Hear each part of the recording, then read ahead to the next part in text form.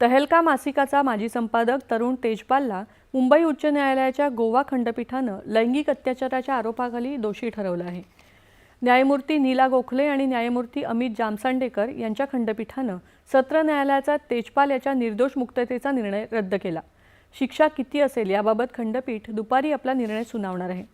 कलम 376 अंतर्गत तेजपालला किमान 10 ते कमाल जन्मठेपेची शिक्षा होऊ शकते।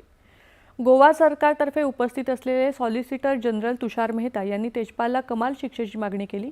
यामुळे लैंगिक अत्याचाराच्या विरोधात कडक संदेश देईल असं ते म्हणाले। दुसरीकडे तेजपालच्या वकिलांनी किमान शिक्षेची विनंती केली। नोव्हेंबर 2013 मध्ये गोव्यातल्या एका हॉटेलच्या लिफ्टमध्ये तरुण तेजपालनं लैंगिक शोषण केल्याचा आरोप त्याच्या कनिष्ठ महिला सहकाऱ्यानं केला होता। 2021 मध्ये सत्र न्यायालयानं तेजपालची निर्दोष मुक्तता केली होती, ज्याला गोवा सरकारनं उच्च न्यायालयामध्ये आव्हान दिलं होतं।